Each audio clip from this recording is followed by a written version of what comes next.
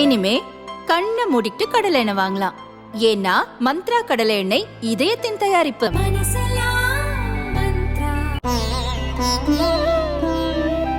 தினம்தோறும் விளக்கேற்ற நல்ல எண்ணெய் இதயம் நல்லெண்ணெய்.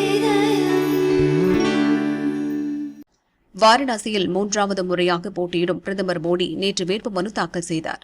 அதன் பிறகு ஆங்கில ஊடகத்துக்கு அவர் பேட்டியளித்தார்.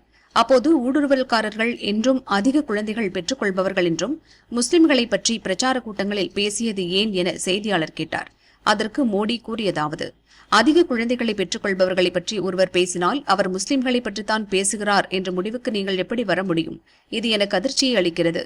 முஸ்லிம்கள் சம்பந்தமான விஷயம் என வரும்போது ஏன் நீங்கள் ஒருதலை பட்சமாகவே இருக்கிறீர்கள்? பல ஏழை குடும்பங்களில் அதிக குழந்தைகள் உள்ளனர். நான் சொன்னது இதைத்தான்.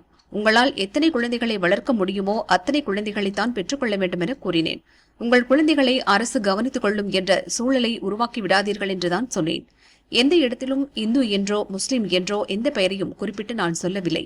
சிறுவயதில் குஜராத்தில் வசித்த போது என் வீட்டைச் சுற்றிலும் முஸ்லிம் குடும்பங்கள் வசித்தன. எல்லா பண்டிகைகளையும் எங்கள் வீட்டில் கொண்டாடுவோம். ரம்ஜான் தினத்தன்று எங்கள் வீட்டில் சமைக்க மாட்டோம். முஸ்லிம் நண்பர்கள் வீட்டிலிருந்து உணவு எங்கள் வீட்டிற்கு வந்துவிடும். இப்படித்தான் என் வாழ்க்கை இருந்தது. இன்றும் கூட எனக்கு நிறைய முஸ்லிம் நண்பர்கள் உள்ளனர். 2002இல் கோத்ரா ரயில் எரிப்பு சம்பவத்துக்கு பிறகு எனது பெயரை எதிர்க்கட்சிகள் கெடுத்துவிட்டன என மோடி கூறினார்.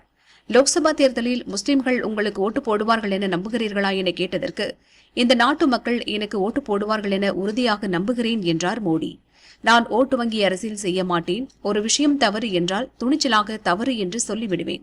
நாட்டில் உள்ள அனைவரும் வளர்ச்சியின் பயனை அனுபவிக்க வேண்டும் என்பதுதான் என்னுடைய தாரக மந்திரம். என்றைக்கு நான் இந்து முஸ்லிம் என அரசியல் செய்ய ஆரம்பிக்கிறேனோ அன்றே நான் பொது வாழ்க்கைக்கு தகுதியற்றவனாகி விடுவேன். எந்த காலத்திலும் எந்த சூழலிலும் இந்து முஸ்லிம் பாகுபாடு அரசியலை முன்னெடுக்க மாட்டேன். இதை உறுதிமொழியாகவே சொல்கிறேன் எனவும் பிரதமர் மோடி கூறினார்.